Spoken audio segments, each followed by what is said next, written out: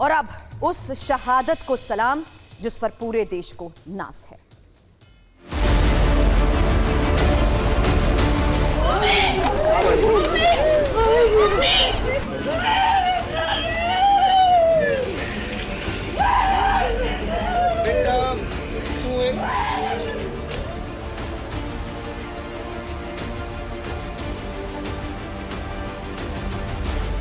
आशीष बहुत बहादुर लड़का था, लेकिन तो बिल्कुल। हाँ, कुछ कहना चाहेंगे, कैसे याद करेंगे? देश के कट्टरों को गोली मारो, सालों को देश के कट्टरों को गोली मारो, सालों को पाकिस्तान हाय हाय, पाकिस्तान हाय हाय, पाकिस्तान हाय हाय, पाकिस्तान हाय हाय, गोली मारो, कर्मी पाकिस्तान को नहीं छोड़ेंगे। आतंकवादियों के सभी ठिकानों को ठिकाने लगाया जाए।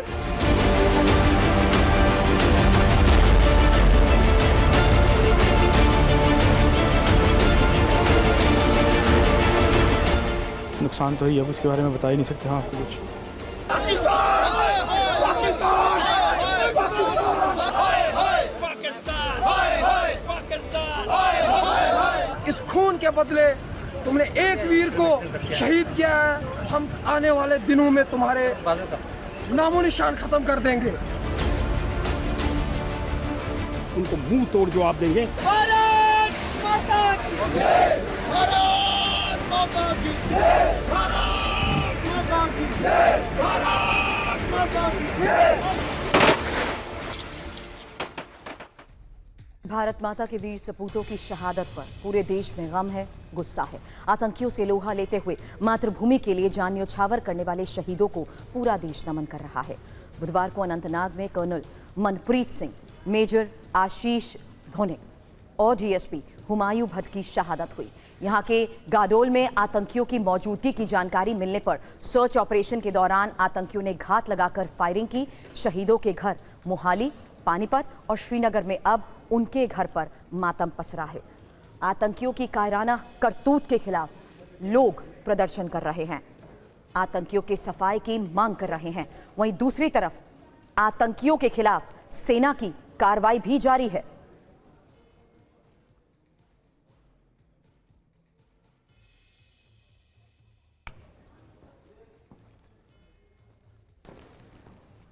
और अनंतनाग एनकाउंटर पर इस वक्त की सबसे बड़ी खबर आपको बता दें, जहां अनंतनाग में एनकाउंटर वाली जगह इस वक्त फायरिंग हो रही है। अनंतनाग में एनकाउंटर की जगह सर्च ऑपरेशन भी जारी है। हेलीकॉप्टर और ड्रोन से आतंकियों की तलाश को लेकर यह इस वक्त की सबसे बड़ी खबर, जहां जम्मू कश्मीर पुलिस ने 2 आतंकियों का घेराव किया है। सर्च ऑपरेशन में एसडीआरएफ की टीम भी जुटी हुई है।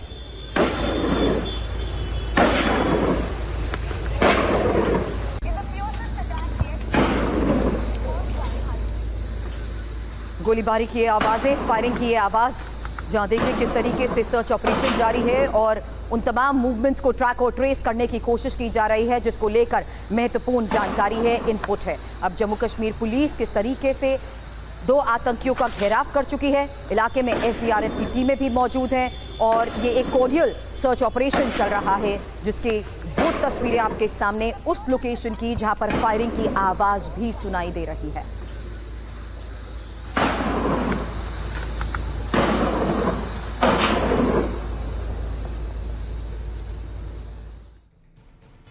आपको बताते हैं इन्फॉर्मेशन वॉल पर कि आखिर अनंतनाग में हुआ क्या था। अनंतनाग के कोखेरे नाग इलाके की ये घटना थी और मंगलवार रात जिस तरीके से खुफिया इनपुट मिला था, उसके आधार पर अभी फिलहाल सर्च ऑपरेशन तो चल रहा है, लेकिन आपको बता दें उस वक्त सेना पुलिस ने जॉइंट ऑपरेशन की शुरुआत की थी और ये जानकारी सामने आई कि किस तरीके से कर्नल मनप्रीत सिंह टीम को लीड कर रहे थे। हालांकि सुरक्षा टीम ऊंचाई पर मौजूद आतंकियों की ओर बढ़ रही थी। ये मूवमेंट लगातार उन लोकेशंस पर थी जिसके बारे में इनपुट था कि आतंकवादी छिपे हुए हैं, लेकिन छिपे हुए आतंकियों ने उसी वक्त गोलीबारी शुरू कर दी और आतंकियों की गोली से ऑफिसर्स उस वक्त घायल हो गए, जिन्हें जल्द ही एयरलिफ्ट भी किया गया। बुधवार दोपहर को ऑफिसर्स के घायल होने की खबर आई और उसके बाद इन ऑफिसर्स को एयरलिफ्ट किया गया। कर्नल मनप्रीत, मेजर आशीष, डीएसपी हुमायूं को क्योंकि गोली लग चुकी थी, इसलिए जल्द से जल्द उन्हें आनन फानन में एयरलिफ्ट करने का फैसला लिया गया था। हालांकि मुठभेड़ में तीनों जांबाजों को की शहादत को इस वक्त देश नमन कर रहा है, क्योंकि तीनों जाबाजों को गोली लगी थी। मुठभेड़ के दौरान 2 आतंकी भी मारे गए थे। अब अनंतनाग में जारी एनकाउंटर के बीच सेना बच्चों को भी बचा रही है। ये एक और बड़ी खबर सामने आई है, क्योंकि उनको अब रेस्क्यू किया जा रहा है। दूसरी ओर आतंकी सैनिकों के बच्चों को अनाथ बना रहे हैं। 2 तस्वीरें एक साथ आपके सामने हैं। एक तरफ जहां परिवार वालों का रो रो कर बुरा हाल हो चुका है, वहीं एक और ऐसी तस्वीर जहां न सिर्फ सर्च ऑपरेशन किया जा रहा है, बल्कि कश्मीर के बच्चों को सेना कैसे बचाने की कोशिश कर रही है। इरफान हमारे सहयोगी इस वक्त हमें ज्वाइन कर चुके हैं। इरफान, सबसे पहले जानकारी उसी एनकाउंटर के बारे में चाहेंगे और साथ ही सर्च ऑपरेशन को लेकर क्विक अपडेट। देखिए, बिल्कुल जिस तरह आप तस्वीरें भी दिखा रहे थे कि किस तरह रुक रुक पर इस जगह पर फायरिंग हो रही है और लगातार आज सुबह ये ऑपरेशन शुरू किया गया, उसके बाद इसी तरह का सिलसिला लगातार जारी है। ठीक कुछ ही दूरी पर मुठभेड़ जारी है जहां पर हम खड़े हैं।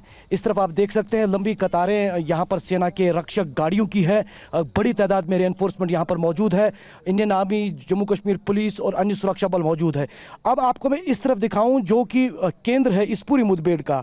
दाईं तरफ मेरे कैमरा पर्सन आपको दिखाएं, आप देख सकते हैं ये ऊंची पहाड़ी है, घने यहाँ जंगल है और आसपास में सेब के बगीचे हैं और यहीं से ठीक यही वो इलाका है जहां पर मुठभेड़ शुरू हुआ था। और उसके बाद मिलिटेंट्स जो है सीधे इसी पहाड़ी के इलाके, जो पूरा ये जंगल का इलाका है, इस आसपास वाले इलाके में आगे जाने में कामयाब हुए थे। और उसके बाद सुरक्षा बलों ने इस पूरी पहाड़ी को है घेर रखा है। पैरा कमांडोज का भी इस मुठभेड़ में इस्तेमाल किया जा रहा है। चॉपर को भी कॉम्बिंग के लिए इस्तेमाल किया गया, इवैक्यूएशन के लिए जवानों को इस्तेमाल किया गया। तो फिलहाल यहाँ रुक रुक कर जिस तरह लगातार फायरिंग देखने को मिल रही है, उससे लगातार ये कोशिश की जा रही है कि जो लश्कर के 2 मिलिटेंट्स इस मुठभेड़ में जम्मू कश्मीर पुलिस के मुताबिक एनसर्कल किए गए, उन्हें कांटेक्ट में रखना और एनसर्कल करते ही रखना ताकि उन्हें मुठभेड़ में मारा जाए। फिलहाल ये टेरेन बहुत ही मुश्किल है। आसपास कई यहाँ पर आपको मकान भी साफ तौर पर हम दिखाने का प्रयास करेंगे। गांवों का इलाका है, छोटे छोटे मकान हैं और इन्हीं सटीक बड़े इनपुट हैं और उसी आधार पर जारी सर्च ऑपरेशन पर आप नजर बनाए रखें। आगे भी इस बारे में आपसे अपडेट लेंगे। शुक्रिया फिलहाल पूरी जानकारी के लिए। लेकिन एक और बड़ी खबर, जहां अनंतनाग एनकाउंटर पर फारूक अब्दुल्ला का विवादित बयान सामने आया। दोनों मुल्कों को घमंड छोड़ बात करनी चाहिए। बिना बात किए आतंक खत्म नहीं होगा, आतंकवाद खत्म नहीं हुआ है। यूक्रेन का हाल सबके सामने है।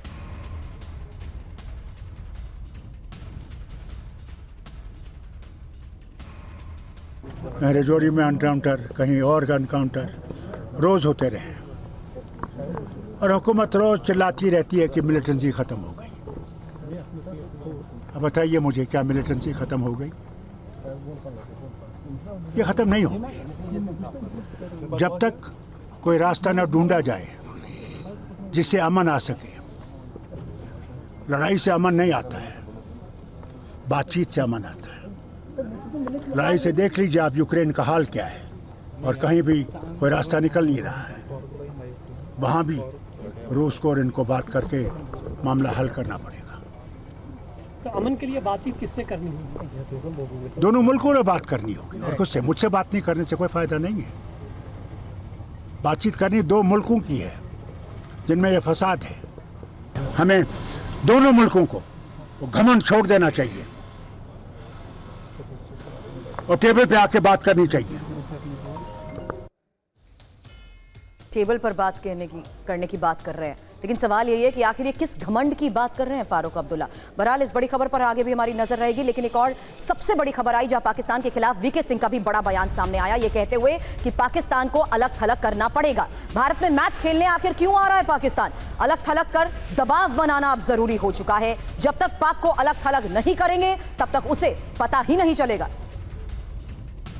जो है सोचना चाहिए, क्योंकि जब तक हम अलग थलग नहीं करेंगे पाकिस्तान को, नहीं तो उनके लिए बिजनेस एज नॉर्मल। हाँ जी ठीक है, बॉलीवुड वाले आ जाएंगे हमारे यहाँ, क्रिकेट मैच खेलने वाले आ जाएंगे हमारे यहाँ, सब ठीक है, चंगा है जी, कोई दिक्कत नहीं है। वही मैं कह रहा हूँ कि अगर उसके ऊपर दबाव डालना है तो उसको अलग थलग करना पड़ेगा।